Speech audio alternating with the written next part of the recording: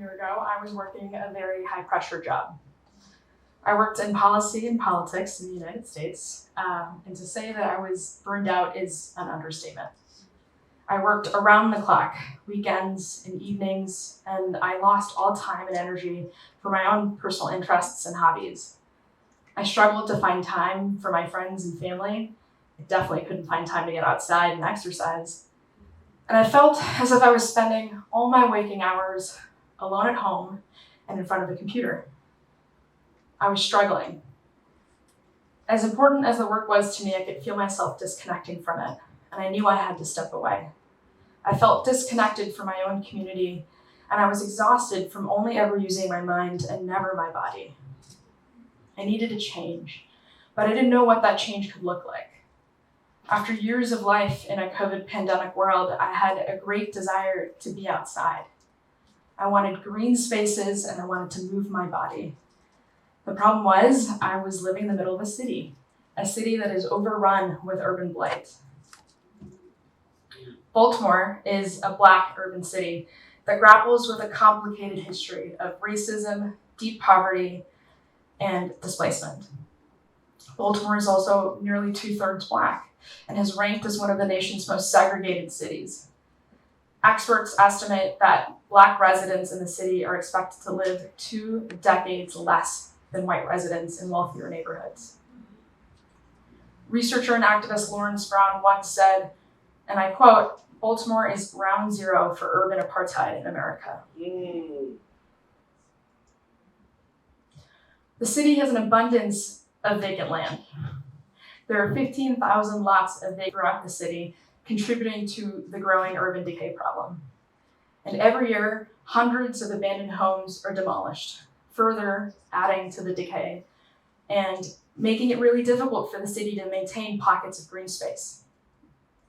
So, despite all of this, or perhaps because of it, I was attracted to working in my own city. And I now run an organization that operates several urban farms in East Baltimore.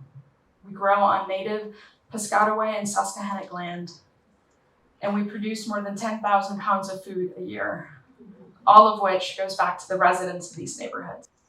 So you might be thinking, why urban farming? Aren't cities the wrong place to be growing?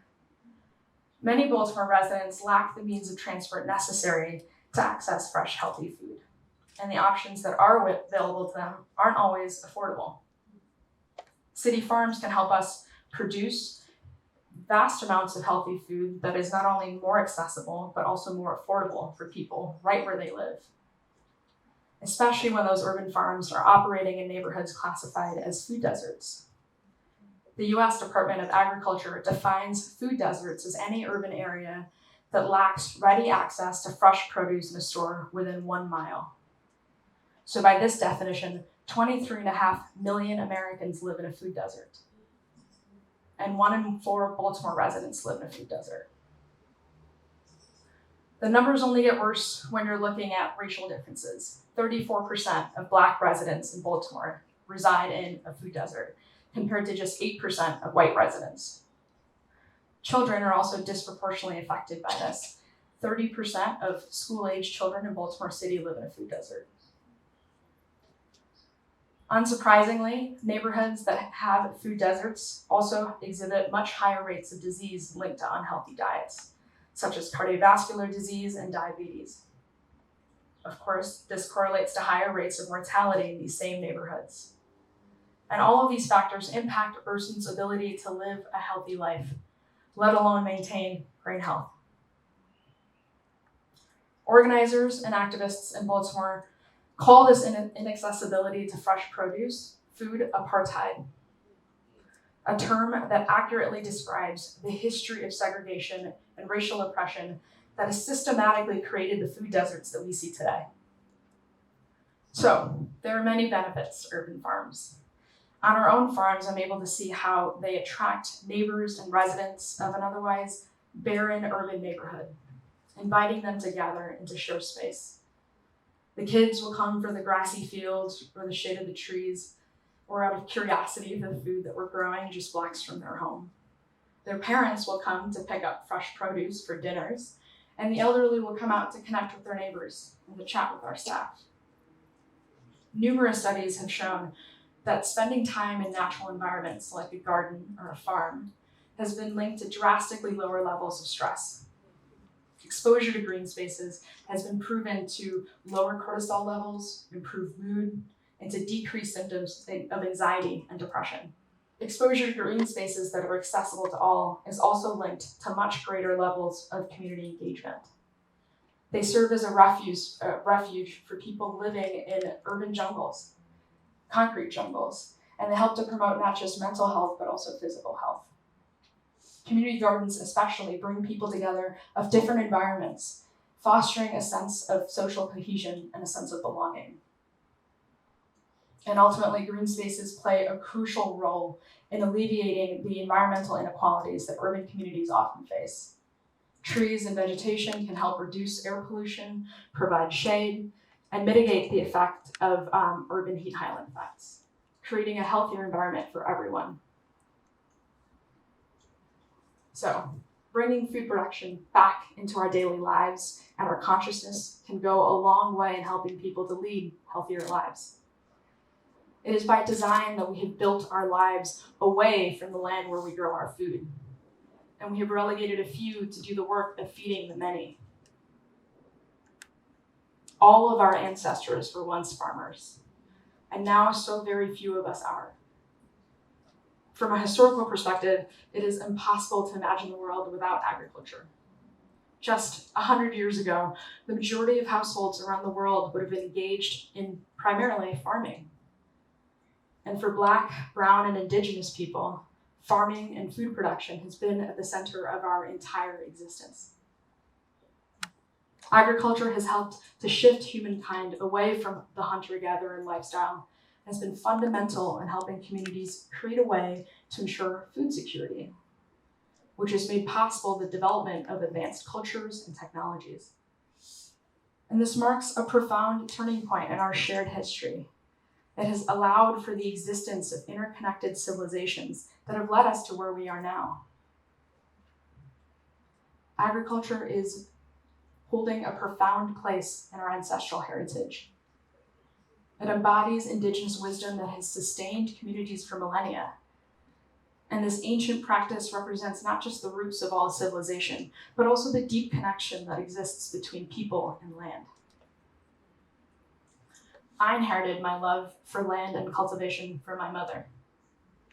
I grew up watching my mother garden. Wherever we lived, whatever country we called home, my mother always planted a garden.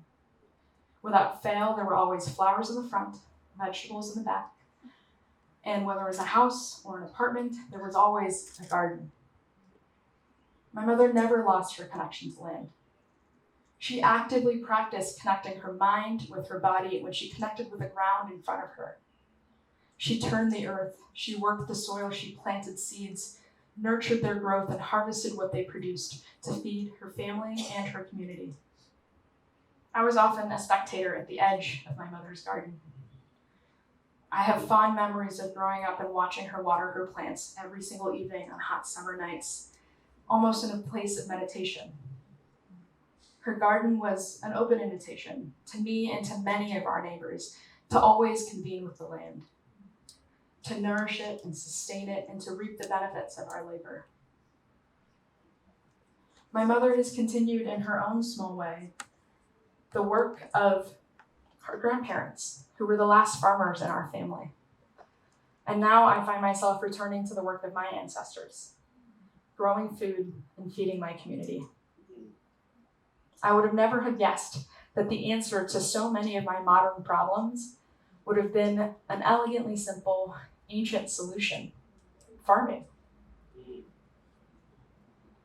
And now, through this job and on this farm, I am listening to an ancient truth that I have always known, something that we all know. The truth about the importance of land, about the significance of using our bodies and not just our minds, of cultivating land so we can cultivate ourselves. I have unexpectedly found myself having gone full circle. I grew up in a garden that fed the community, that attracted people to it like a magnetic center. And here I am now running an urban farm in the middle of my neighborhood that feeds my neighbors. So the concept is simple. Meet people where they are. Grow food where they live. Create spaces for people to use their bodies and their minds as they connect with their environment. Farming isn't just about food production.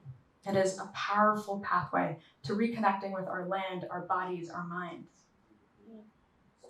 It is a holistic journey that nourishes not just our physical health, but our mental and emotional well-being.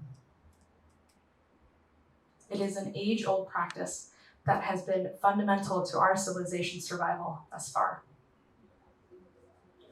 So I'm not recommending a full-blown return to agrarian lifestyle.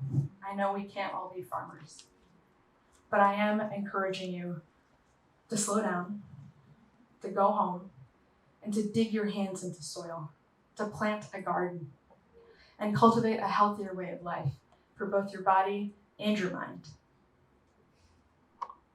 I want to end by sharing a quote from historian Baba Aduno Tariq. There is no culture without agriculture.